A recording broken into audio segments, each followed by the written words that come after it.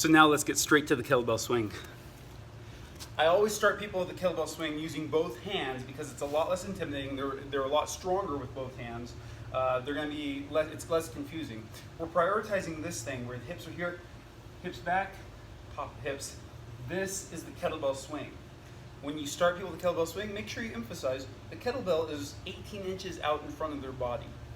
Don't have them starting here. They'll be doing a deadlift. For one, the knees went way forward in order to pick it up. And two, how are we going to generate that swing? Well, we're going to do something sloppy like this, right? Which basically requires them to know the kettlebell swing movements already and to be familiar with it.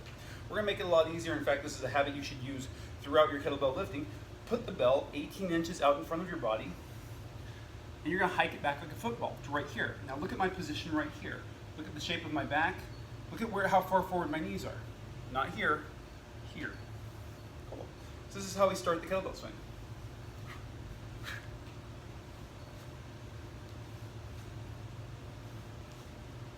And that's a Russian swing. I return the bell right there at the end of the swing. Okay? You saw the T-Rex position up here because I'm prioritizing the thoracic spine and the shoulders being in a healthy position. Once we teach them that two-handed Russian swing, explain to them the kettlebell isn't meant to be swung or handled with two hands. It's a one-handed device. We can get a lot more value, especially for grip strength, for coordination, for making sure that we work both sides of the body symmetrically by going to one hand. When we do one hand, we're going to grab it with basically 2 or 3 fingers right here in the corner. And now that we're doing a one-handed swing, we have to teach about the external rotation of the arms. So here's the movement. This is a hand switch.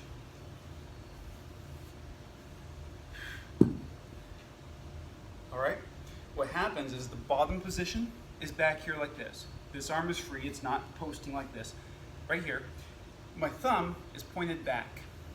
When I extend up, bell comes up, my arm rotates, and that thumb points up. That's going from an internally rotated position because I'm behind the frontal plane to an externally rotated position because I'm in front of the frontal plane. This is strong. I'm going to match hands, that thumb is up, I'm going to match hands by bringing this hand with the thumb up, grabbing the bell right here, I'm going to reverse the movement, thumb back, thumb up. If you find that they have trouble with this, you have 2 courses. You can lower the weight, that might help, or you can teach the one-handed swing. The one-handed swing, what you want to prioritize is that they can swing it up, they can rotate up like this, and more importantly, the bell isn't out here getting away from them, but back here because they've prioritized the core, they've brought the chest back. And the way you do that is you talked about squaring the shoulders. That hand that's free, that's not being used for the swing, reaches over and touches the shoulder.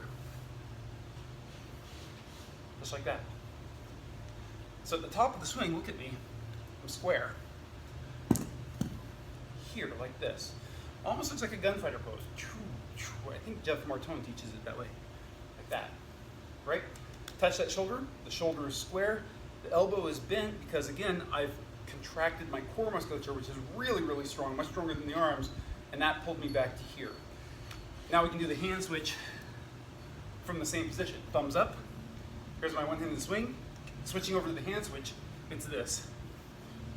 And then here we got the same situation. One-handed swing, shoulders back. Hand switch. Sweet. So, we just looked at the Russian kettlebell swing, the one-handed swing, and I went straight to a one-handed hand switch is what I call it. Really, it's just a one-handed swing, and that's the best way for it to be done. Cool?